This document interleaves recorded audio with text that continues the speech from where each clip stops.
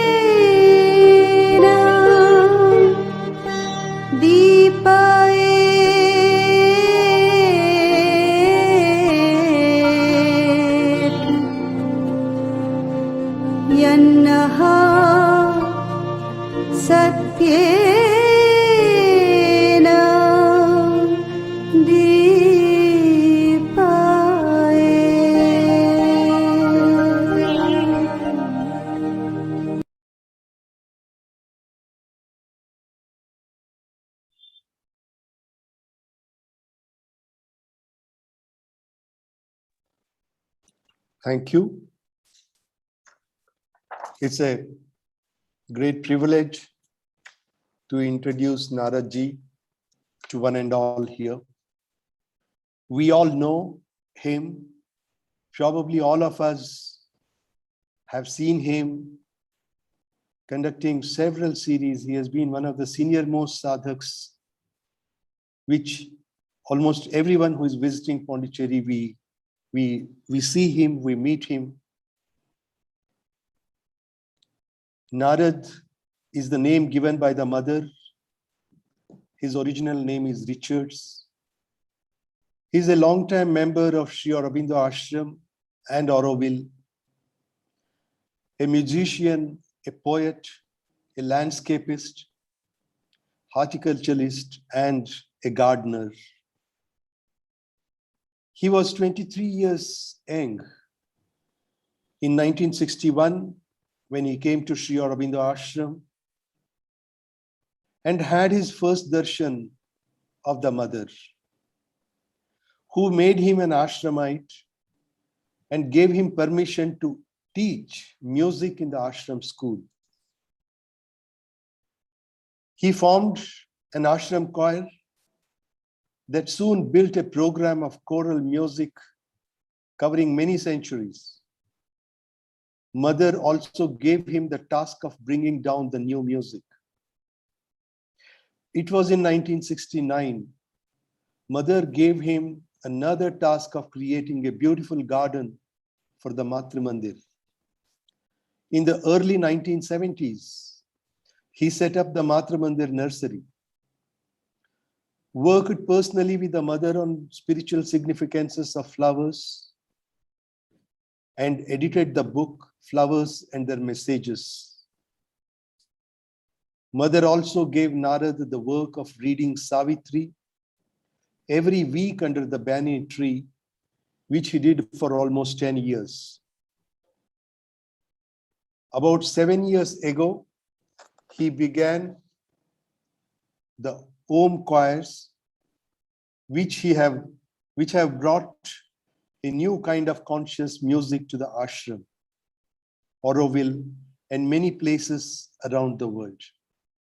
He has written around 40 books relating to his spiritual interests. Today, we have Naradji with us, who is going to deliberate upon Savitri, the book 1, Canto 2, the issue. I take this opportunity once again on my personal behalf and on behalf of Shri Aurobindo Complex Trust, JP Nagar, Bangalore, to welcome you all to this sesquicentennial celebrations of Shri Aurobindo. Naradji, over to you. You have as long as you would like to speak. Thank you so much. The floor is yours. Being a musician, I wanted to thank you for that beautiful meditative introduction. It was one of the nicest, most beautiful ones I've heard. So thank you all for that. Those 2 minutes were very special to me. We will begin today with this extraordinary canto, Book 1, Canto 2, The Issue. I have been reading Savitri for more than 60 years now. And it has become my sadhana. Mother says Savitri is the message. All the rest are preparation. All the rest of Shri Aurobindo's works are preparation. Savitri is the message. So we are going to go through as much as I can of this canto, The Issue, in which we see Savitri beginning to experience many, many things in her being. So I will begin. While withdrawn in secret fields of thought, her mind moved in a many-imaged past that lived again and saw its end approach. Dying, it lived imperishably in her, transient and vanishing from transient eyes, invisible, a fateful ghost of self. It bore the future on its phantom breast. Now we should look at these lines very carefully. Savitri is in these secret fields of thought. Her mind is moving and seeing this many-imaged past that lives again, but it also sees its end approach. And as it's dying, it also is living imperishably in her. Imperishable means not subject to decay or deterioration. And then the poet goes on and he says, transient. Yes, it's transient. It's passing with time and vanishing from transient eyes. Invisible, a fateful ghost of self. Well, if something that is fateful can be many, many different, defined in many different ways. It can be determined by destiny. It can be prophetic or ominous. It can even be fatal or deadly. But here it's a fateful ghost of self, and that is an ominous ghost of self, even a prophetic one. It bore the future on its phantom breast. Then what?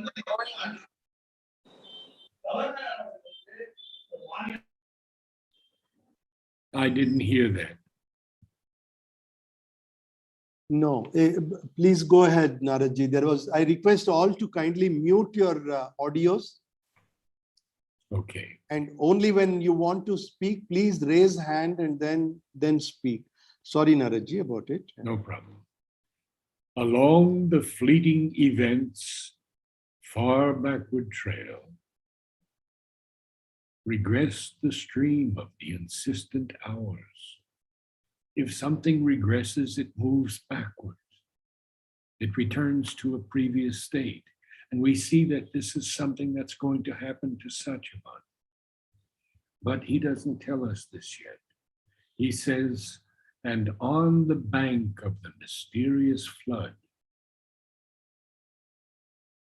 peopled with well-loved forms now seen no more, and the subtle images of things that were. And then the next line, her witness spirit stood reviewing time. Well, this is a very, very interesting statement.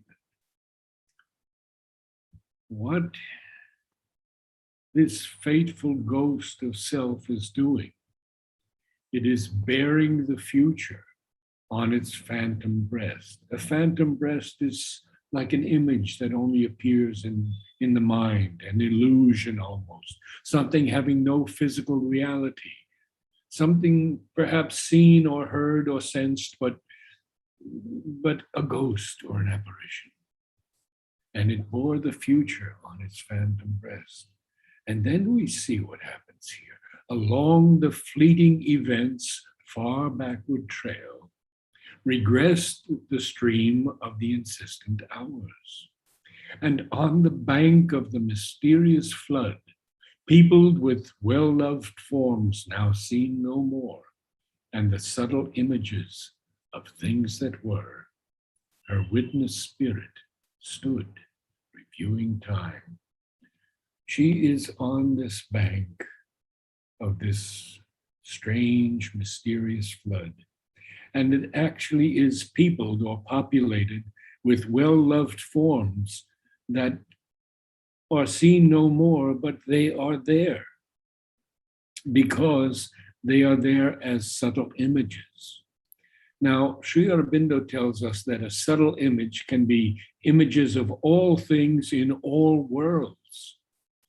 And he writes in his letters on yoga, these are not mental images. There is an inner vision that opens when one does sadhana, and all sorts of images rise before it or pass. Their coming does not depend upon your thought or will. It is real and automatic. Just as your physical eyes see things in the physical world, so the inner eyes see things and images that belong to the other worlds, and subtle images of things of this physical world also. It's a powerful, powerful letter. So she is seeing these subtle images of things that were. And her witness spirit, now we know a lot about this witness spirit from Sri Aurobindo and Mother. It is, it is the being in us that watches all of our movements. And here her witness spirit is standing and reviewing time. Time, Sri Aurobindo capitalizes. They say that he was not too, I would say, disciplined. Some people say about capitalization. But when I asked Nolinida about capitalization in Savitri, He said, oh, he said, this is when Sri Aurobindo is referring to something in its essence. So we have to understand and read about time and all of these capitalized words. And what I have done, it took some years. It was the last years of my wife before she passed of cancer, that we worked on a book called The Lexicon of an Infinite Mind. And that line actually is taken from Savitri, Lexicon of an Infinite Mind. And in this lexicon, we have put as many of the words as possible and defined them. And now I'm very, very happy and honored that my friend Nishat Korada is going to make it possible for all of you to just scan over the line with your cursor and get the proper British pronunciation of every word. So we will have the definition and the pronunciation of every word. It's the book is available through Amazon, and it's called Lexicon of an Infinite Mind. So we continue now with Savitri, because this is so important, this witness spirit of her that stands reviewing time. And what does it see? Well, Sri Aurobindo is going to tell us this. This is so beautiful. I mean, Sri Aurobindo did not write in English, he wrote English. All that she once had hoped and dreamed and been flew past her, eagle-winged, through memory's skies. So she is looking at all her past births, everything that she at one time had hoped and dreamed and even been. And Mother tells us that she says, I have been here since the beginning of creation and before. So we see that Savitri here is actually an emanation of the Divine Mother. Of course, she's not the Divine Mother, because the Divine Mother is eternal and infinite. But she has poured herself into Savitri so that Savitri can change this earthly life to a life divine by the conquest of death and the bringing of a new creation, which is the supramental. Now, we've seen that she has viewed everything she once hoped and dreamed and been, and everything is flying past her, eagle-winged, oh, how fast, through memory's skies. Now this beautiful passage. As in a many-hued, flaming inner dawn, her life's broad highways and its sweet bypaths lay mapped to her sun-clear recording view. Oh, and then we see from the bright country of her childhood's days and the blue mountains of her soaring youth and the paradise groves and peacock wings of love, to joy, clutched under the silent shadow of doom, in a last turn where heaven raced with hell. Much to go over here, much to do here. To understand Savitri, we have to forget the mind.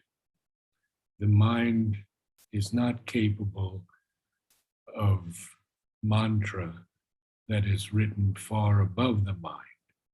So Mother says, don't try and understand it. Let it go into your being. And in time, when you read it again and again, it will reveal itself to you. So what we are doing is, we could say, students exercise, because there is so much more in Savitri, so much from the Vedas, the Upanishads, and Parani has done a very good work in his book, an essay that he wrote many, many years ago. I met Parani in 1961, I believe, or 62. And he actually gave me my first copy of Savitri. So back to Savitri. As in a many-hued, flaming inner dawn. What is this many-hued? A hue is a gradation or a variety of color, a tint. So it's an inner dawn that's appearing in Savitri, and it's flaming.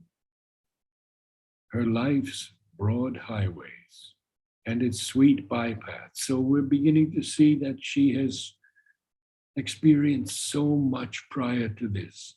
Broad highways, sweet bypaths, everything is mapped to her sun-clear recording view. Sun-clear, imagine that, sun-clear. Our minds are so busy and so troubled with everything. We have children, we have illnesses, we have deaths, we have education problems, we have so many things, but not Savitri. Everything is mapped to her sun-clear recording view. And then what does he tell us? From the bright country of her childhood's days and the blue mountains of her soaring youth. So we know that Savitri is a princess. She lives with her parents, Ashwapati and the queen, in a palace. And that palace is so beautiful with its colonnades and its beautiful splashing water and its birds and so many things and such beauty. She's going to leave this for Satyavan. We'll get into that later. So we see that she has experienced this bright country of her childhood's days, and she's experienced the blue mountains of her soaring youth. She's also experienced the paradise groves and peacock wings of love. And I have to read some passages from Shri Aurobindo on love, because we have to see what the Avatar has said about this most important word. And notice that it's capitalized. Peacock wings of love. In his letters on yoga, he says, love is an intense self-expression of the soul of Ananda. In the Life Divine, he says, love is, in its nature, the desire to give oneself to others and to receive others in exchange. It is a commerce between being and being. And then in the letters on yoga, again, he says, love at its origin is a self-existent force, an absolute, a transcendent, which does not depend upon the objects. It depends only on itself or only on the divine, for it is a self-existent power of the divine. We read in the synthesis of yoga, love is the crown of all being and its way of fulfillment, that by which it rises to all intensity and all fullness and the ecstasy of utter self-finding. Oh, there are so many beautiful quotes here. Now, in the synthesis again, he writes, love is the crown of knowledge, for love is the delight of union, and unity must be conscious of joy of union to find all the riches of its own delight. Perfect knowledge, indeed, leads to perfect love, integral knowledge to a rounded and multitudinous richness of love. Now, I'm going to give you one quote from the Divine Mother, because it's one of those quotes that have just lifted my life so high every time I read it. It's from her volume 12 on education. She writes, "Consciousness is indeed the creatrix of the universe, but love is its savior." So we see that Savitri has experienced these paradise groves, these peacock wings of love, and she has experienced joy. But that joy is clutched, grasped under the silent shadow of doom. In a last turn where heaven raced with hell. What is this last turn where heaven raced with hell? Well, it's the 12 months that Narad has told her that Satyavan has to live. And now in the next line, we see exactly that. 12 passionate months led in a day of fate. Now, Sri Aurobindo now tells us about ourselves, about mankind. After that powerful ending, 12 passionate months led in a day of fate. He says, an absolute supernatural darkness falls on man sometimes when he draws near to God. An hour comes when fail all nature's means. Forced out from the protecting ignorance and flung back on his naked primal need, he at length must cast from him his surface soul and be the ungarbed entity within. Oh, there are many things to cover here. The first one I'm going to tell you about is a change from the Department of the Archives. It used to read in all previous editions of Savitri, an hour comes when fail all nature's means. Now they say that they have proof that the last thing of Sri Aurobindo was an hour arrives when fail all nature's means. Well, an hour comes is much better iambic pentameter, and an hour arrives doesn't make a lot of sense to me either. So I read it as an hour comes when fail all nature's means. What are nature's means? Well, he speaks of nature very clearly, and he says it's the seer will, the knowledge force of the conscious being at work to evolve in force and form all the inevitable truth of the idea into which it has originally thrown itself. Now, the idea here is something that Sri Aurobindo uses in place of supermind.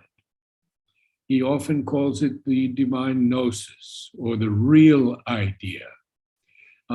We have Nietzsche's idea of the Superman, and I think that's why Sri Aurobindo didn't use it so frequently, because the Superman of Nietzsche was simply an aggrandized human being with powers and the ability to trample over everyone.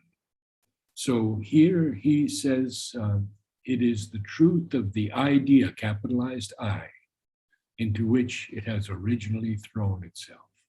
And then in Essays Divine and Human, written more than 100 years ago, he says, for nature is nothing but the will of God in action. I could read so many more things to you, but you see how long it has already been, half an hour, and we have hardly accomplished very, very much. So we have next the ignorance, which is a capital I. And in the Life Divine, Shri Aurobindo tells us, ignorance is the absence of the divine.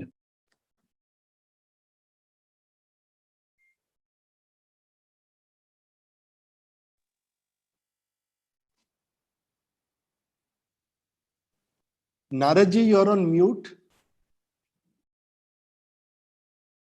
Naradji, you're on mute. We are not able to hear you. Okay. Yeah, Somehow. now it's fine. Yeah, I got it. Right. So what did you miss? Did you miss anything? Hello? We missed a couple of sentences. That's it. Okay. All right. I'll go through those again. Nature is nothing but the will of God in action. From the essays Divine and Human, written more than 100 years ago.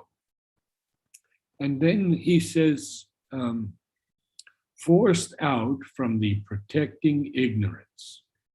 This protecting ignorance, he tells us in the Life Divine, is the absence of the divine eye of perception, which gives us the sight of the supramental truth. It is the non-perceiving principle in our consciousness, as opposed to the truth-perceiving conscious vision and knowledge. So we see, there's so much to read on ignorance in the book that I've told you about. Now, we see that when knowledge fails us, because this ignorance is something that protects us. We often have a quote in the West that, ignorance is a beneficial thing, because if we knew things in the future, they would deeply upset us. So we see that man then has to be flung back on his naked primal need. And then what does he, primal need, of course, is the original need, the first important need. He at length must cast from him his surface soul. The surface soul is, of course, body, mind, life, and be the ungarbed entity within. The ungarbed entity it's a figurative use, of course, but it means naked, without any covering, not clothed or attired, and be the ungarbed entity within. Now, if we have any questions at this point, otherwise I'll continue on.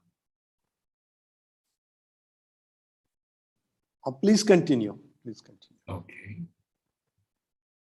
So we're on page 12 in the book, and we see that that hour had fallen now on Savitri. What is that hour? Well, some would call it the dark night of the soul. And now we have Savitri capitalized here, as naturally it should be. And here's what Mother has said to us about Savitri. She said it is the supreme revelation of Sri Aurobindo's vision.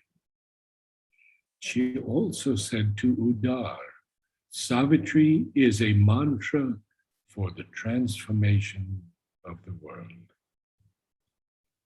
Sri Aurobindo tells us, we have this author's note in the beginning of Savitri, which is not actually correct. Sri Aurobindo never wrote it as an author's note. What he wrote was a letter to a friend, and this was part of that letter. So it is a great revelation where he says, Savitri is the divine word, daughter of the sun, goddess of the supreme truth, who comes down and is born to save. Now, this next part I'm going to read to you is so critical to understand, because he's talking about the different characters in the epic Savitri. And he says, still, this is not a mere allegory. The characters are not personified qualities, but incarnations or emanations of living and conscious forces with whom we can enter into concrete touch.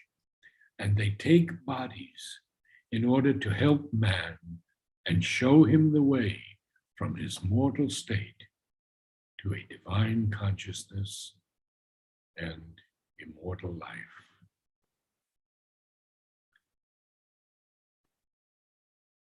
A point she had reached where life must be in vain, or in her unborn element awake.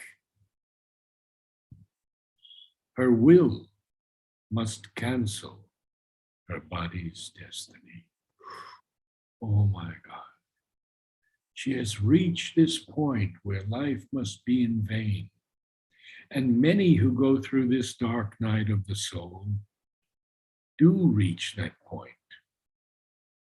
And either they see the world as illusion or total falsehood,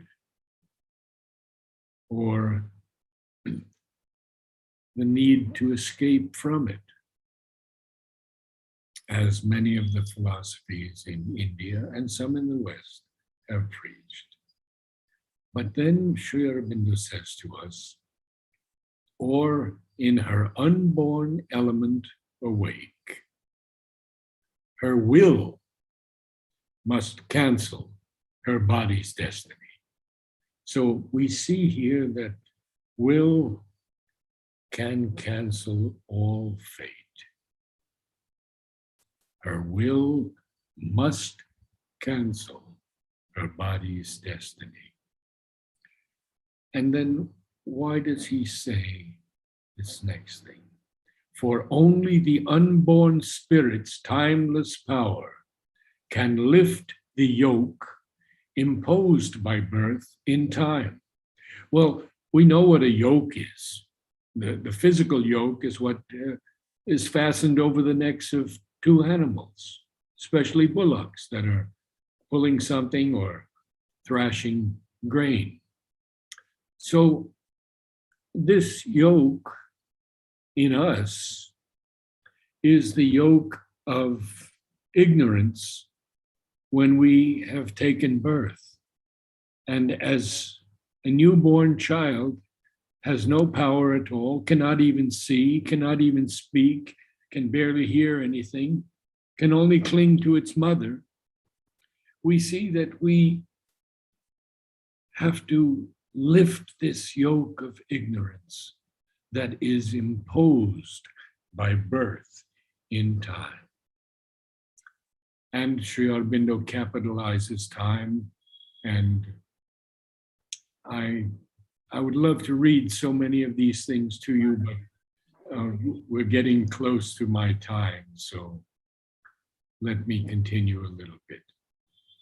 Only the self.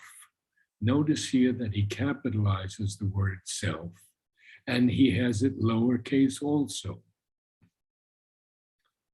Only the self that builds this figure of self. And what does he go on to tell us about the self? He says the self, capital S, is our self-existent being. And that is from the essays on the Gita. And then in Letters on Yoga, he says the self is being, not a being.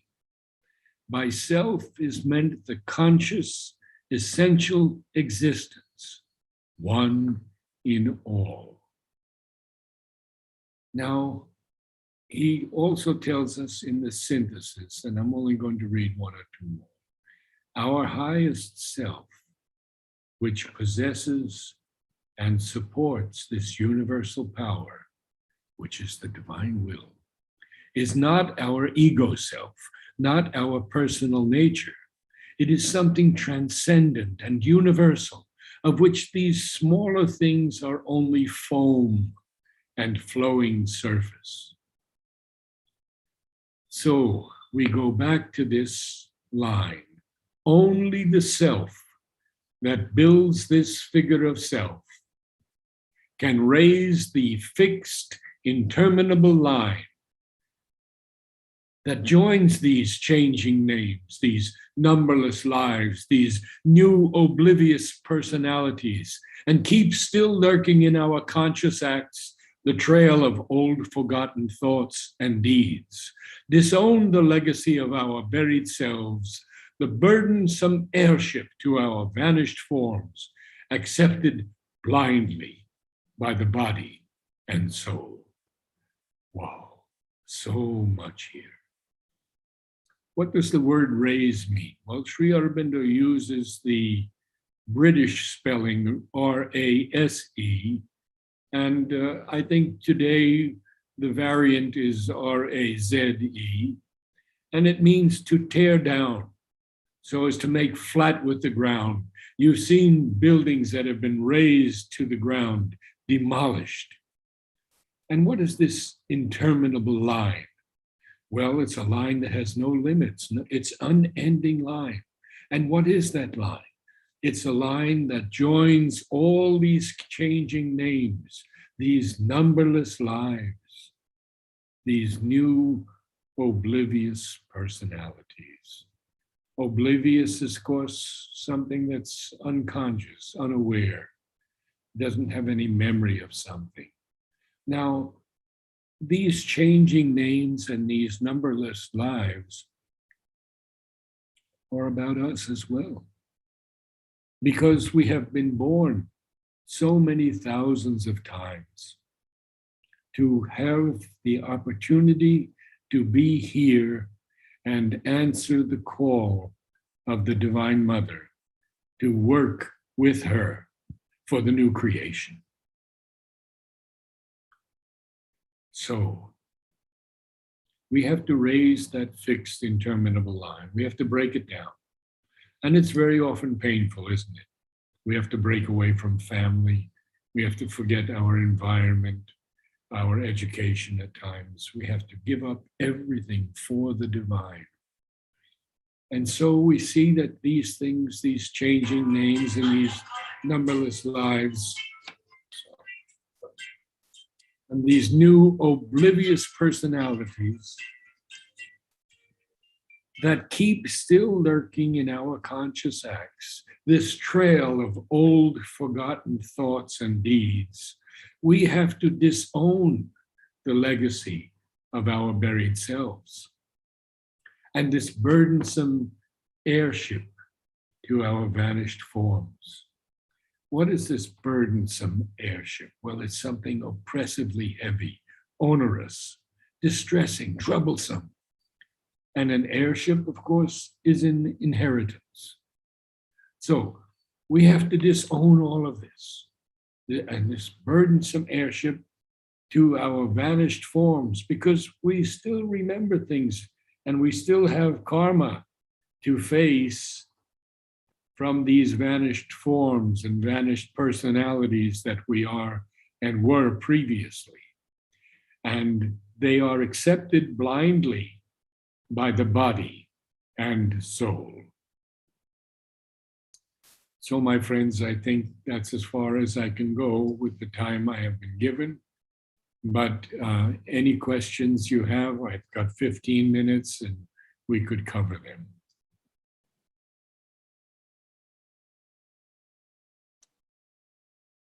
Yes, I think we will open it for question and answers if there are any things.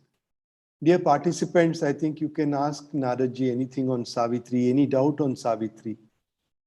It's just not that what we have read actually covered about 47 lines in about 45 minutes. Not bad still, a 1 minute a line. But if anybody has got any expression, anything that can be expressed about Savitri, they can do. There can't be a question and answers, as rightly said by Narad in the beginning itself, that it's just not out of logic or reason or mind or anything. questions do not matter, but if we have any observation or any feeling or anything that you can express, you would like to express, please Or if free. you'd like some clarification of it, any of Yes. the lines. Yeah. So please, free. You need to unmute yourself first and kindly say your name, and then please go ahead.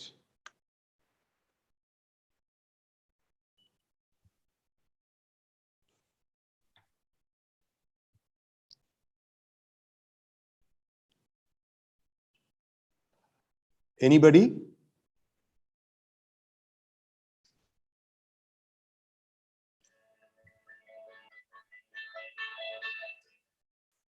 Well, if you like, I could continue with Savitri for 10 minutes. Yes, I think that would be better. All right.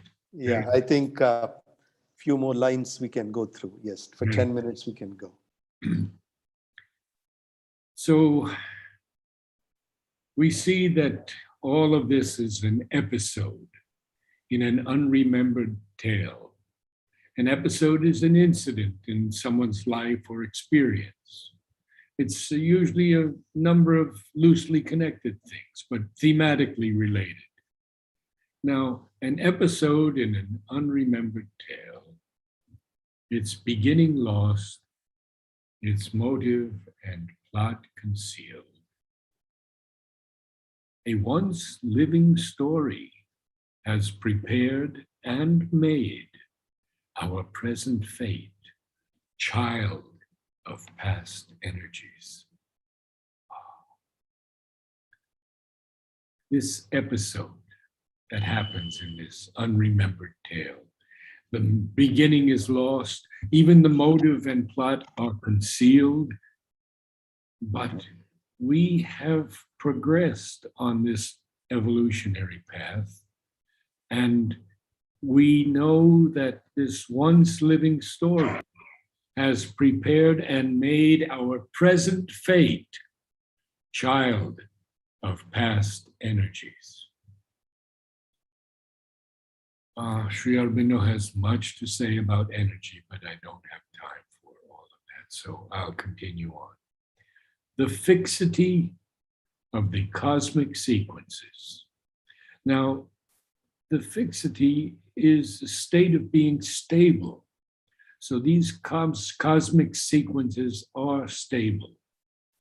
Now, Shri Aurobindo, in a letter to Amal Kiran, who would ask him almost all the questions that anyone asked on Savitri, wants to, and very, very often, Shri Aurobindo just said, no, this won't work.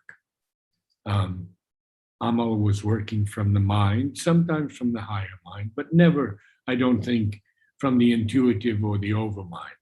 So Shri Aurobindo writes to him in letters on yoga, a very interesting sentence.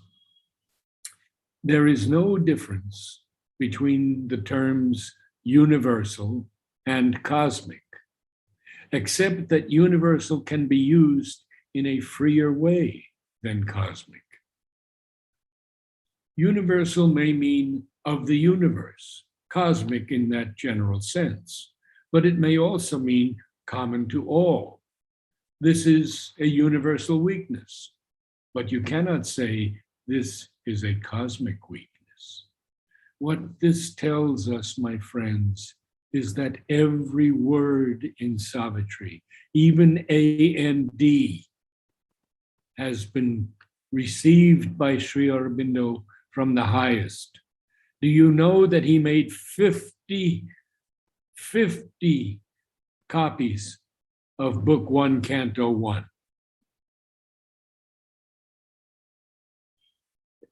And he wrote them each time he rose up higher and higher in his experiences. So we see these fixity of the cosmic sequences that are fastened with hidden, inevitable links. They are inevitable, but Savitri must disrupt them. She must disrupt, dislodge by her soul's force, her past, And what is that? Her past, a block on the immortal's road. Make a raised ground and shape anew her fate. Oh, here we have the same word, raised, again. Sri Aurobindo uses it twice to impress upon us the importance of dislodging by her soul's force her past, a block on the immortal's road. She has to make a raised ground and shape anew her fate. Well, why does she have to do all of this? We won't find out for a long time, because what Sri Aurobindo tells us, he keeps the integrity of the epic. And I have studied and seen the great epic writers, Homer, Virgil, and so many others. And they don't begin the story in the beginning. They begin it much later on. So we learn about the birth of Savitri many, many books and cantos ahead. So this is a kind of flashback showing what has to happen. And it's called the issue for a reason, because this is the issue that we all must face. How do we ascend? How do we progress on this road of the integral yoga? Certainly, we have to give up the past. Although we can keep the things of the past that our psychic being gathered around us, because they were the things that helped the psychic being to progress and progress from birth to birth.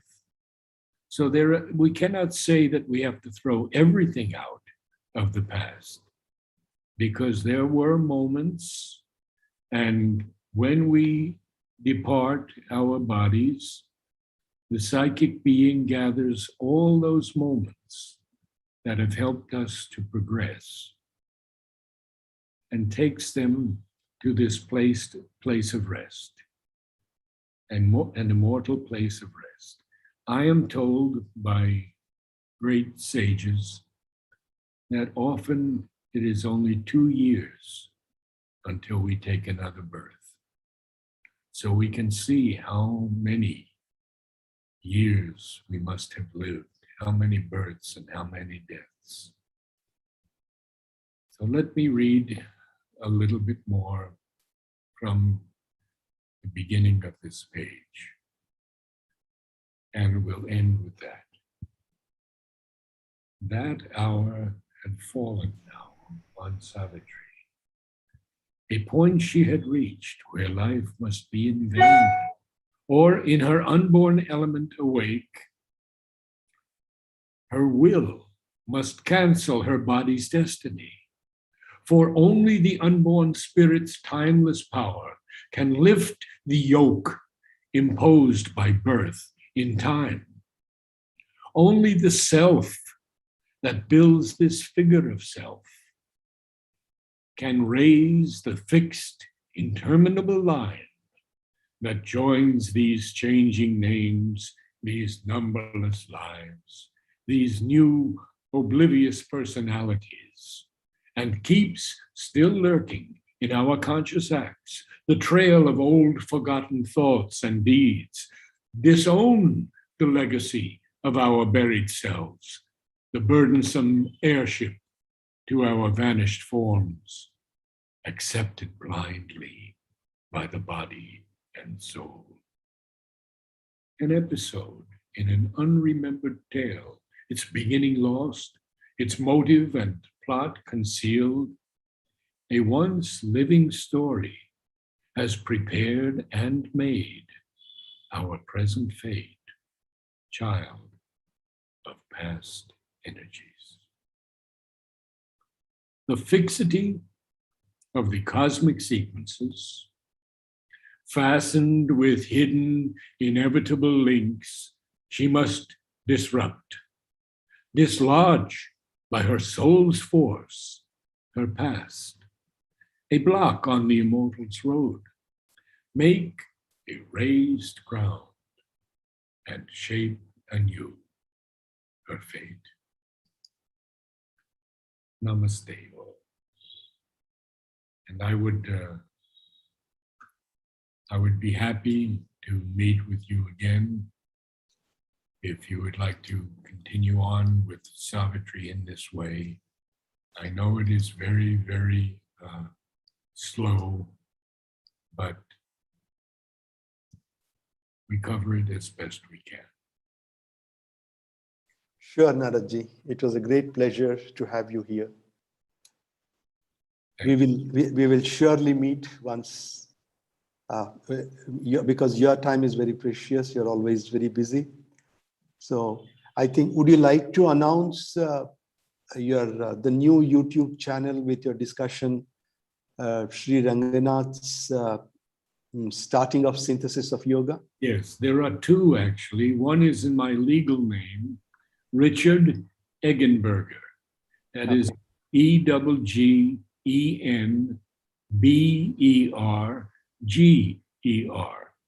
And the other one is Shri Aurobindo, Mother and Shri Aurobindo. Simply that, Mother and Shri Aurobindo, YouTube.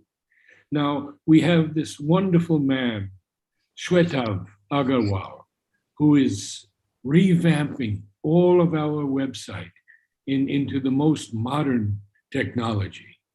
And he's doing a marvelous job. So you will see as you go through hundreds and hundreds of interviews.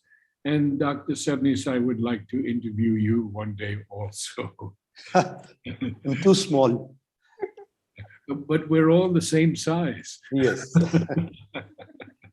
We're all her children, nothing more. I keep coming to Pondicherry almost every 15 days. I'm in Pondicherry. So I will meet you this time. Wonderful. Wonderful. Yes. Thank you so much. And thank you so much. Thank you.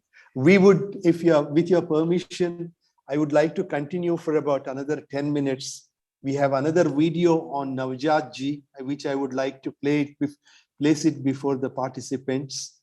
I would request you to be there if you're in a hurry. I will have to go because I have Ranganathan coming up on the synthesis of yoga. Yeah, so sure. Hope you all. We take your leave. Thank you so much and namaste. Namaste. You can probably, Naradji, you can leave so that the screen will be available for us. Dear participants, since we still have about 15-20 minutes, I would like to take this opportunity to play another beautiful kind of a movie. It's not actually a video. It's some kind of a video. And 3rd January 1922 was actually the birthday of Navjot-ji, was actually the centenary birthday of Navjot-ji. And we have a small clipping on that under the title Remembering Navjot-ji on his birthday, that is 3rd June 1922. Some of you might have seen it, but I personally feel it would be very nice for the benefit of those who have not seen it. I think we would be playing it for about 15 minutes. And this is dedicated to Navjot-ji, who did excellent work under her guidance for the work, and what we see Shri Aurobindo Society today is essentially the seed sown by Navjot-ji. He is the father of Vijay Bhai, the Podar-ji. So many of you know him, and please witness this wonderful clipping.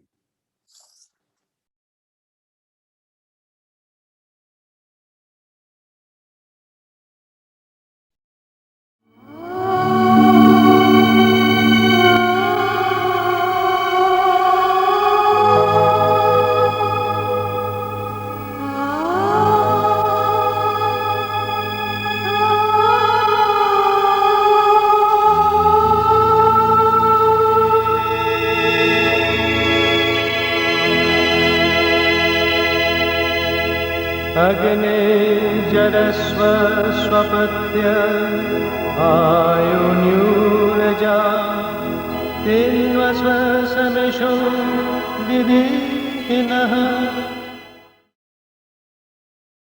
God had given me everything which a man wishes for.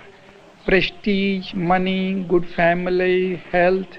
I was president of a number of companies and industries. Dieu m'avait donné tout ce qu'un homme peut souhaiter. Prestige, argent, bonne famille, bonne santé. J'étais président de nombreuses sociétés et industries. Mais pourtant, je me sentais insatisfait. Quelque chose me manquait, un but dans la vie. Quand j'ai lu le livre d'Aurobindo, La synthèse du yoga, il m'a ouvert les yeux non seulement sur des problèmes dont j'avais conscience, mais aussi sur beaucoup d'autres auxquels je n'avais jamais pensé. Et ce livre m'a donné des réponses si complètes qu'aucune question n'est restée. Il ne m'a pas fallu plus d'1 minute pour venir ici et me dévouer à l'idéal le plus élevé et le plus intégral que l'on puisse trouver aujourd'hui. And the highest as far as we can see today.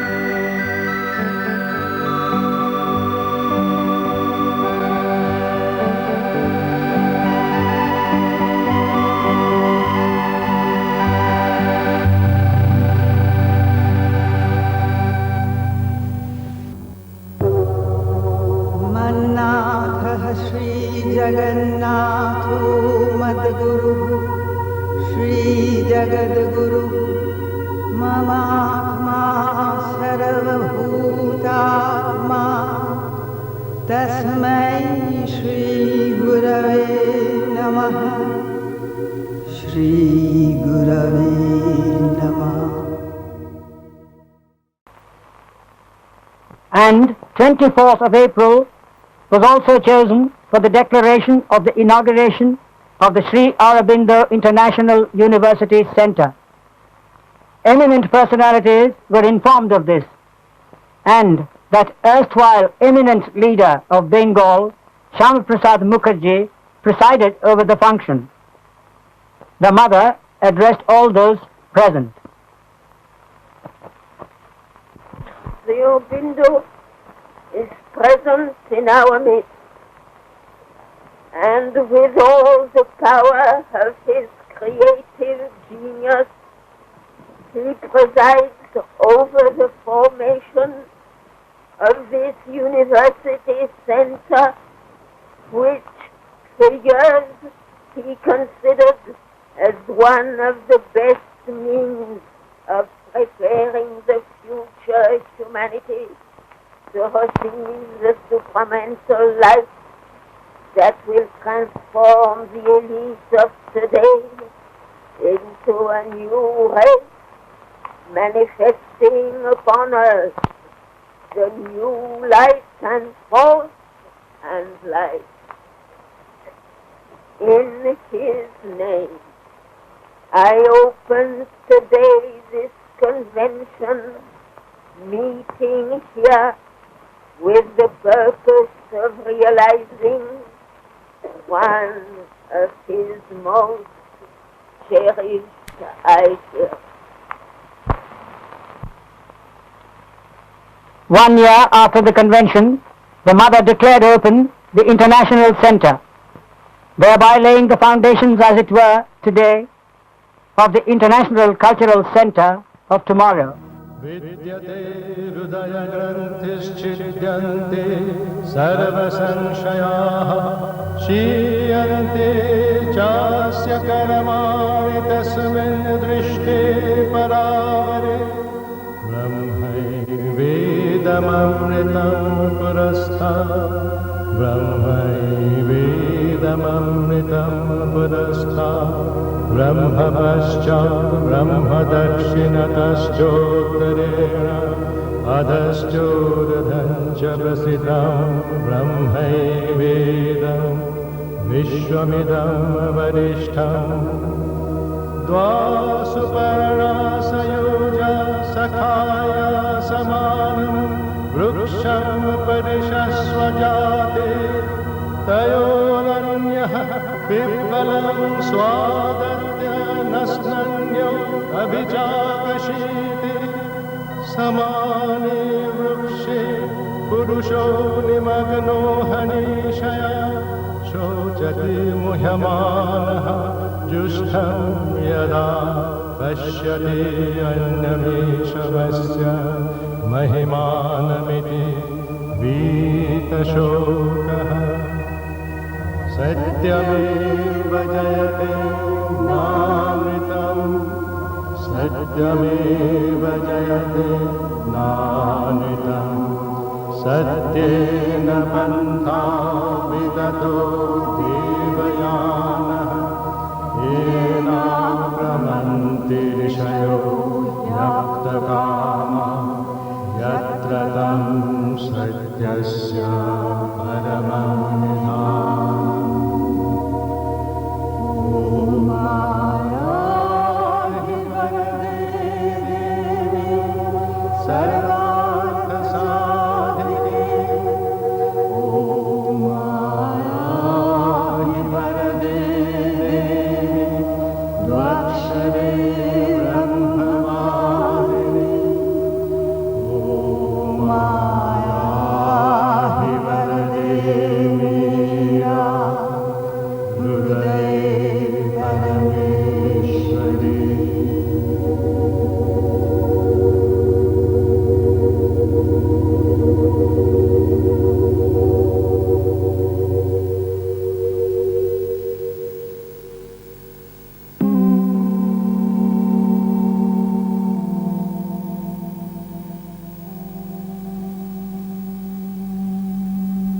ब्रह्मार्पणं ब्रह्महविः ब्रह्माग्नौ ब्रह्मणाहुतं ब्रह्मेव तेन गन्तव्यं ब्रह्मकर्मसमाधिना एतत् सर्वं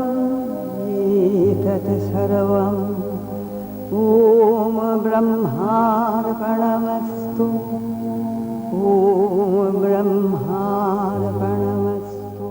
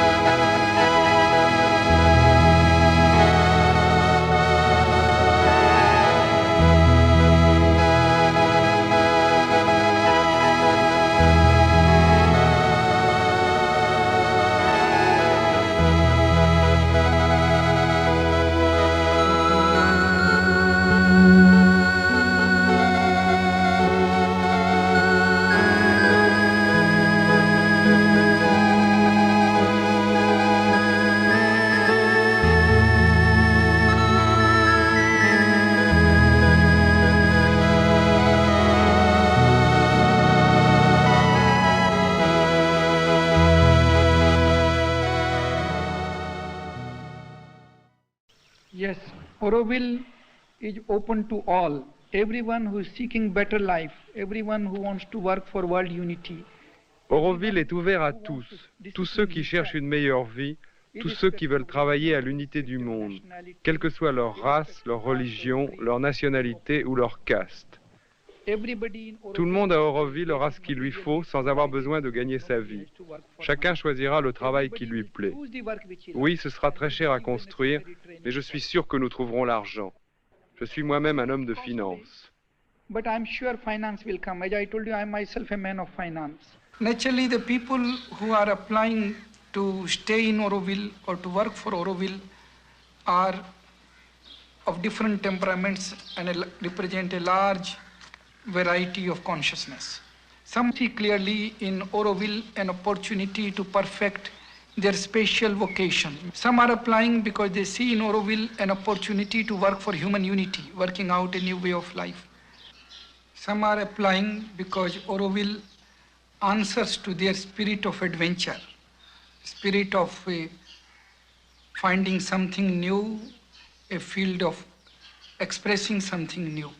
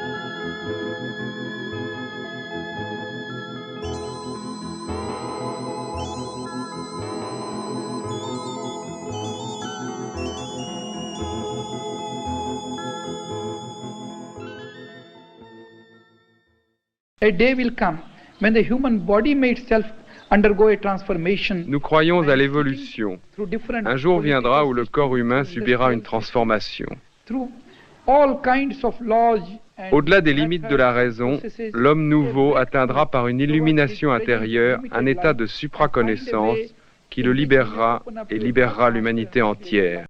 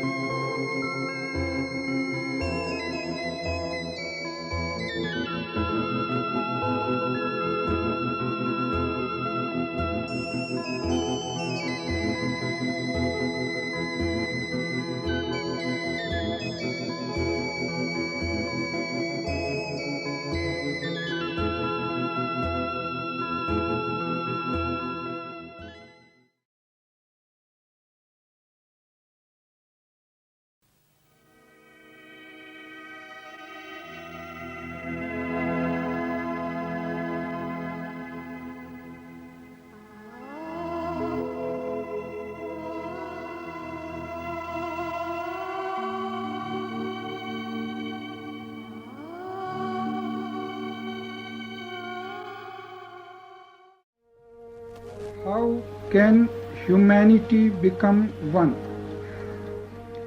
By becoming conscious of its origin.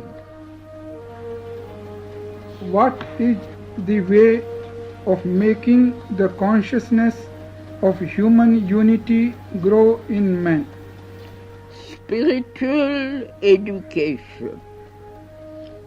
That is to say, an education which gives more importance to the growth of the spirit than to any religious or moral teaching or to the material so-called knowledge.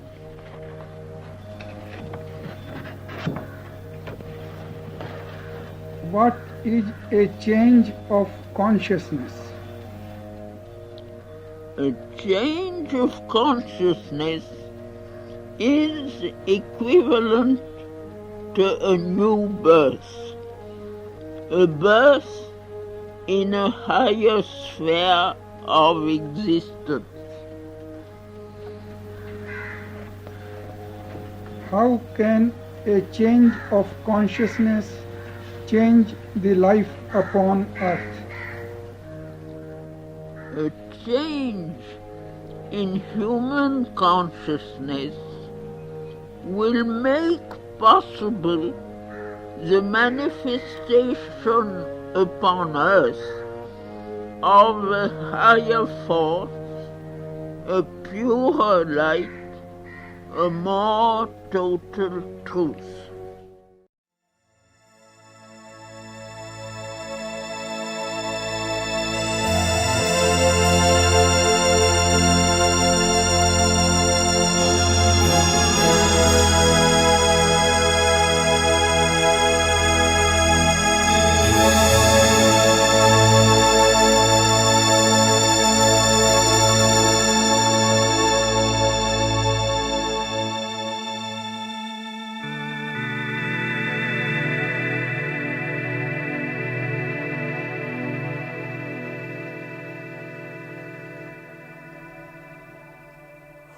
भूतस्त्वयाहं ततयागतोऽस्मि प्रेमामृतावधौ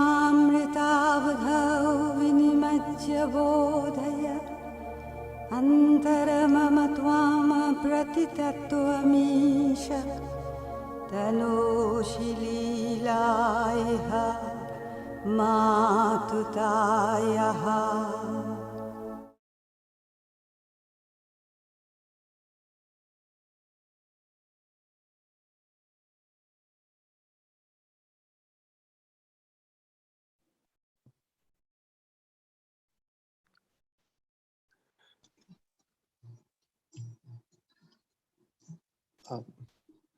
Pradeep ji, would you like to say something? Few words?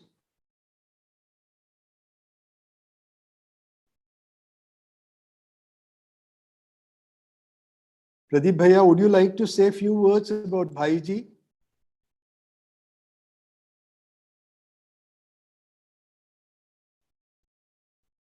You have to unmute yourself. Yeah, you had muted me, sir. Yeah. Okay, I've unmuted myself now. Okay. Yeah. Would you like to say a few words? What I heard of Narad was really very, very beautiful. And he went so much deeper and deeper and deeper into Savitri. And it's like all of us have read Savitri not once, but some of us have once, twice, 3 times. Every time it's a revelation. And when he was speaking, and especially the few lines that he spoke about were so beautiful that I remember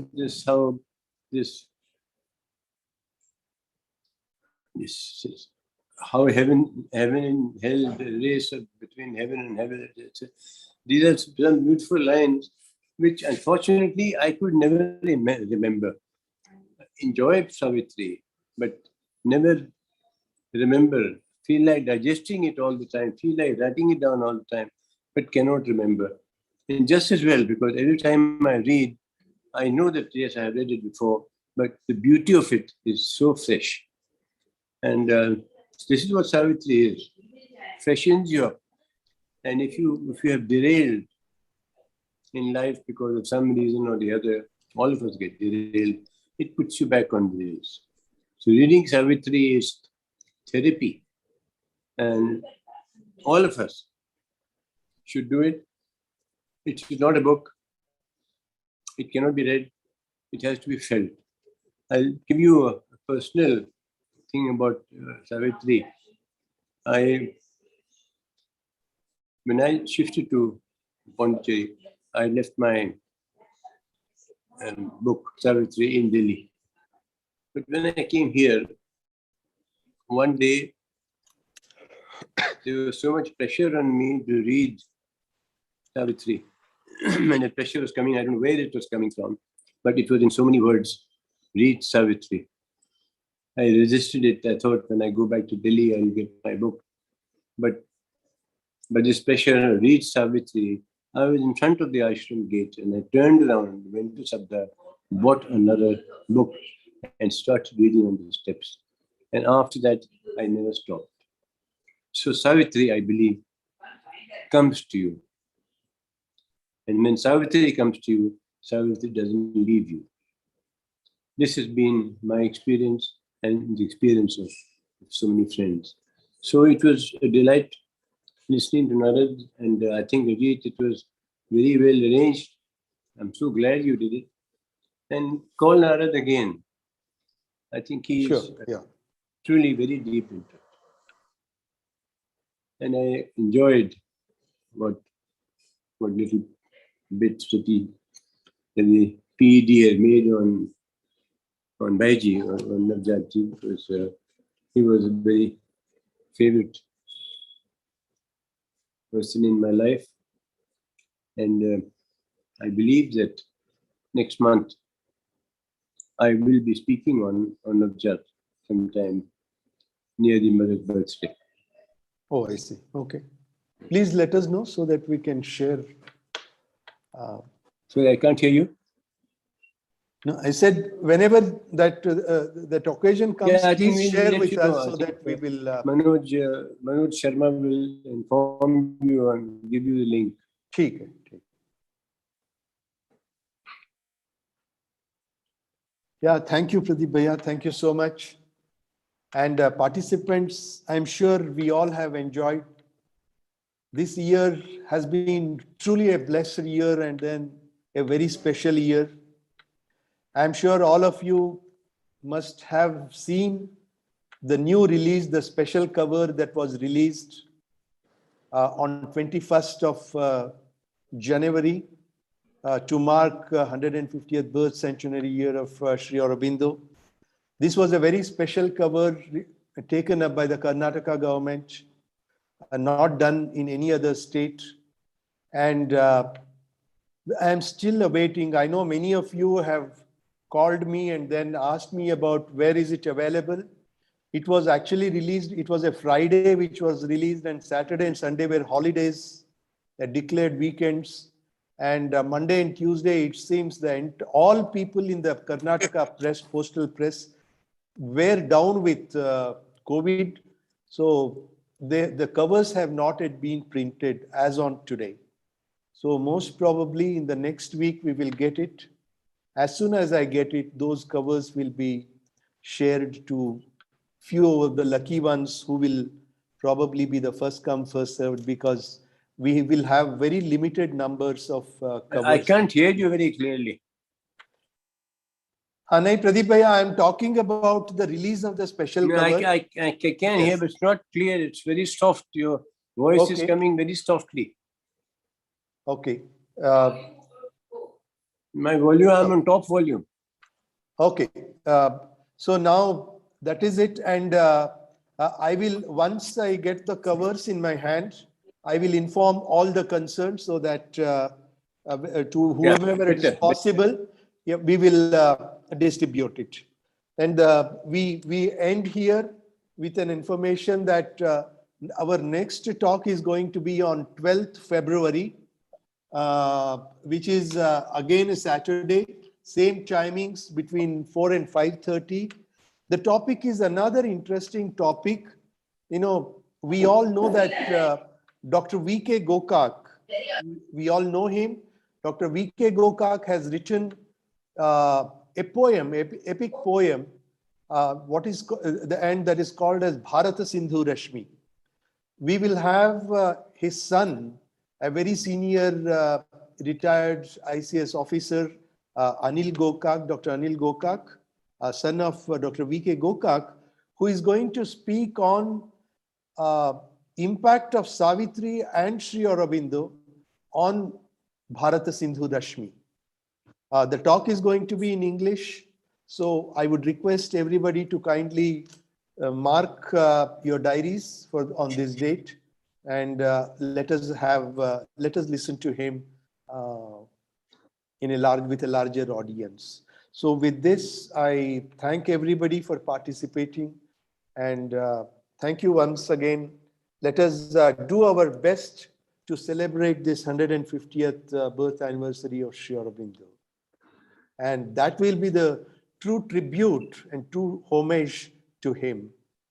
Even if a little bit we do, that would be a great contribution, a great homage to our masters. Thank you very much, and namaste.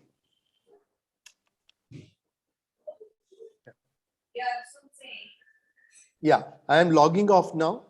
So Okay. we will see you on 22nd next February, 12th February. Yeah. Thank you. Thank you. Bye. Thank you, Pradeep Bhaiya. Namaste. Okay, Ajit. Thank you.